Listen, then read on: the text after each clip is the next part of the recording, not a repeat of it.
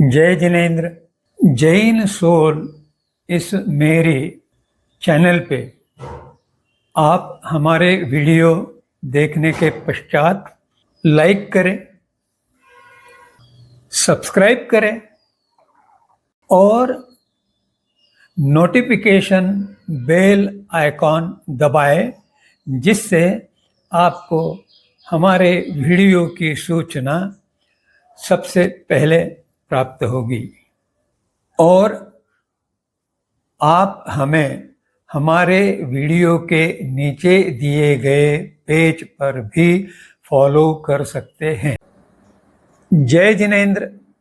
सामायिक क्रिया आगम के अनुसार करने के लिए सामायिक का ज्ञान, सामायिक के स्वरूप का ज्ञान भली भांति प्राप्त करना साधक का उत्तरदायित्व है। और आज हम इस सामायिक के स्वरूप पर कुछ गंभीरता से और कुछ गहराई से विचार करेंगे। इसकी ओर ध्यान देना बहुत आवश्यक है।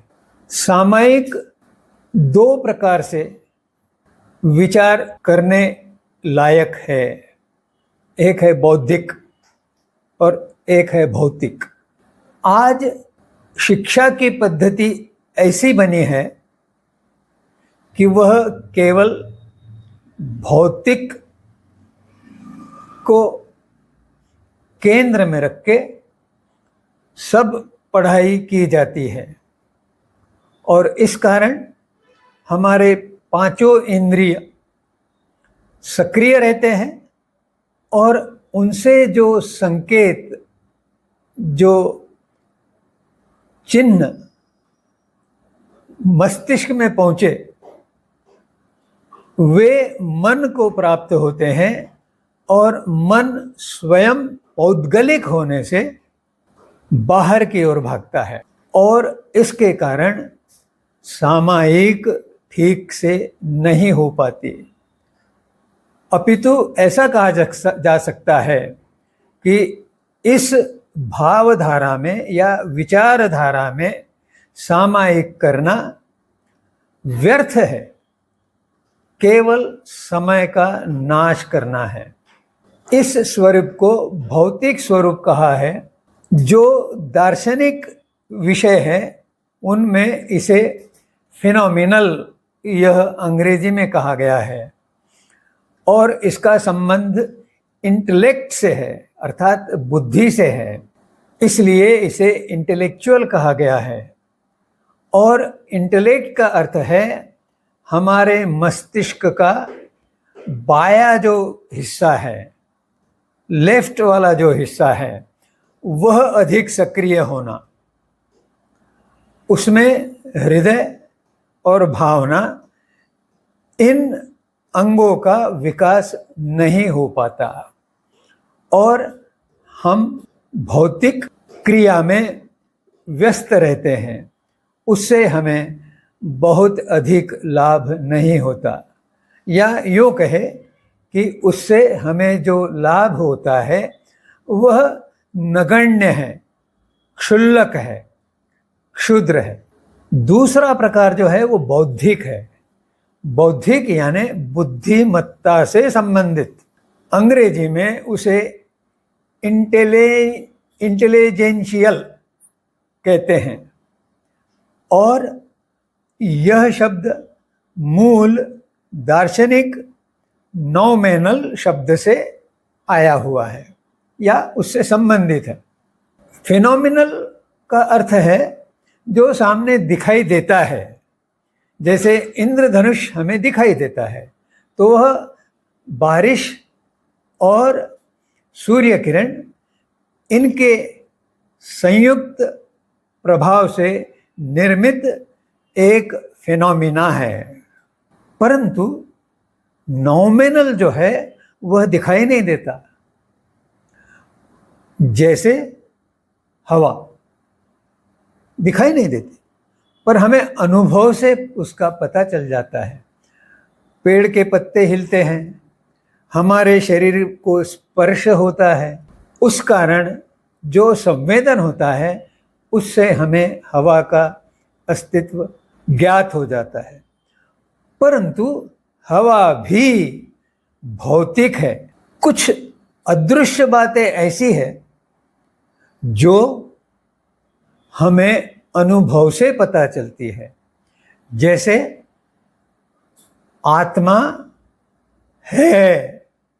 अब आत्मा को कोई देख नहीं सकता, परंतु आत्मा का अस्तित्व हमारे मन में जब साधना चित्त के द्वारा होती है तो धीरे धीरे उस अंतर्मुखी प्रवास से हमें शांति का और आनंद का स्वाभाविक अनुभव प्राप्त होता है।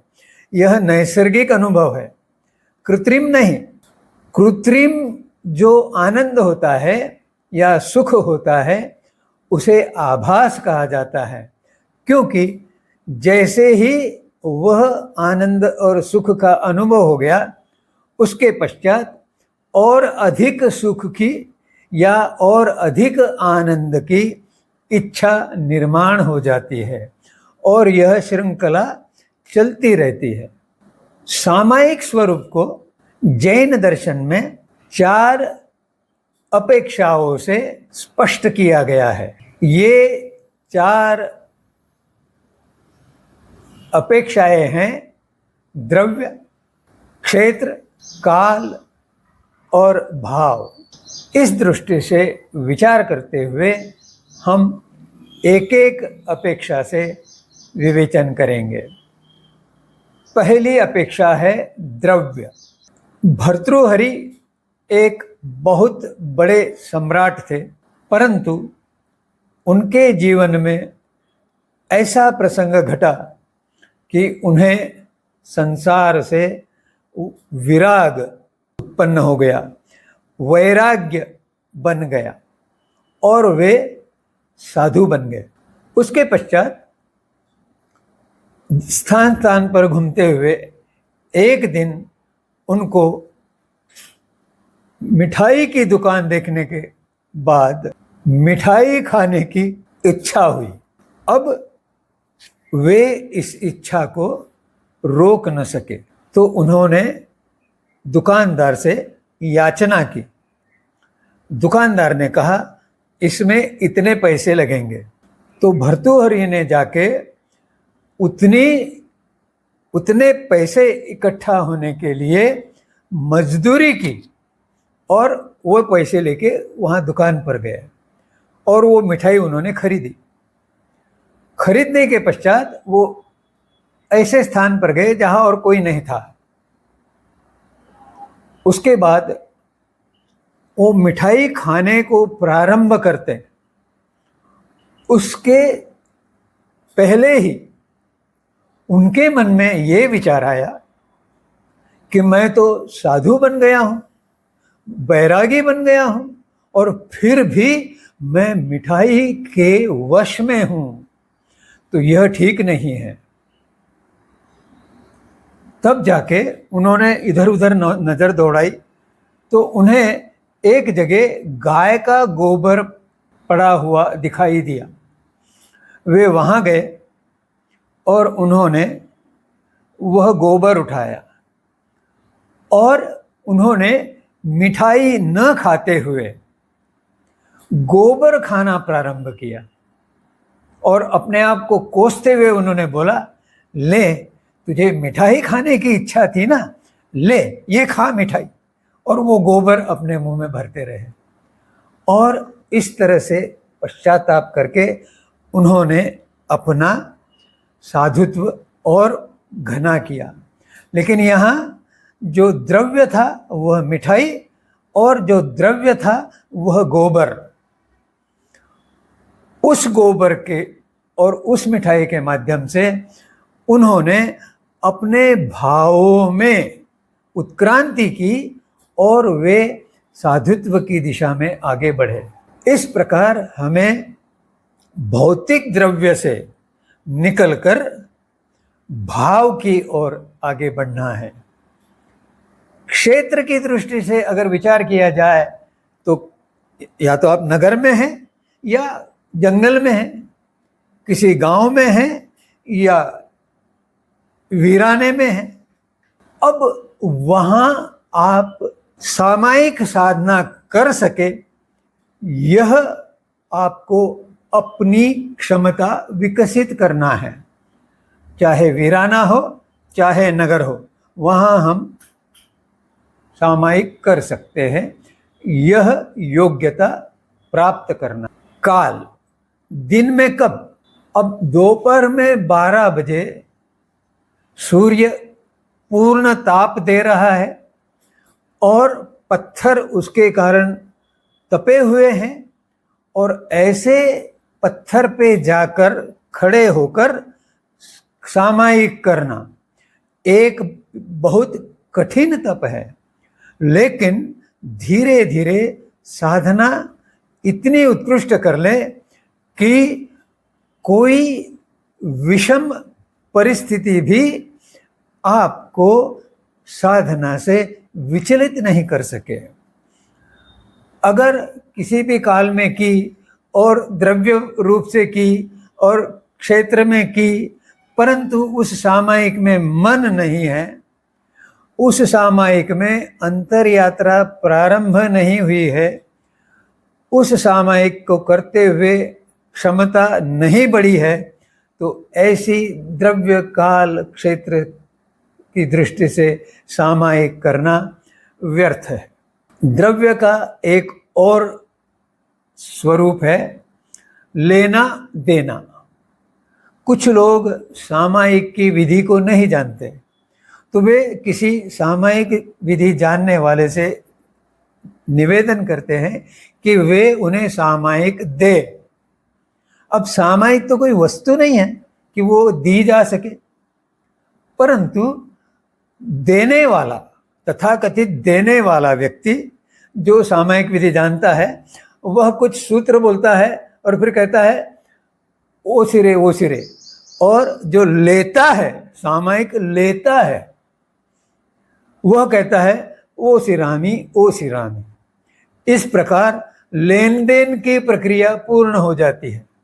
और यह लेन देन की प्रक्रिया जो है वह नकारात्मक सहयोग है, क्योंकि इस प्रकार सहयोग करते हुए यह नकारात्मक सहयोग बन जाता है, क्योंकि सामायिक लेने वाला सदा ही किसी न किसी को सामायिक दो ऐसा निवेदन करता है, और कोई ना कोई उसे वह देता है और फिर वह लेता है। इस प्रकार वो साधक नहीं बन पाता, क्योंकि वह स्वयं अपने परिश्रम से अपनी योग्यता का विकास नहीं करता। तो इस प्रकार का नकारात्मक सहयोग अपेक्षित नहीं है। दूसरा एक स्वरूप है सामायिक करना। यह भी एक विचित्र बात है। कोई देखा देखी सामायिक करने लग जाता है, कोई स्पर्धा से प्रेरित होकर सामायिक करता है। उन्होंने 5 कर ली तो मैं 7 करूंगा।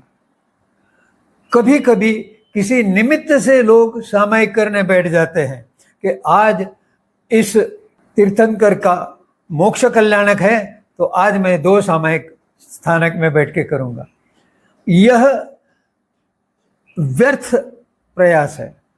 वास्तविक प्रयास वह है जो स्वेच्छा से हो, अपनी इच्छा से हो, काल द्रव्य क्षेत्र से कोई संबंध नहीं हो, हमने स्वयं संपूर्ण विधि सीख ली हो और उस विधि पूर्वक करे, वह सामायिक फलद्रूप हो सकती है, फलीभूत हो सकती है। यही रखते हुए आपसे आग्रहपूर्वक प्रार्थना है कि आपके मन में उपस्थित शंकाओं को कमेंट सेक्शन द्वारा मुझे भेजे तो मैं उनका समाधान करूंगा। इस कार्य में सहयोग करें।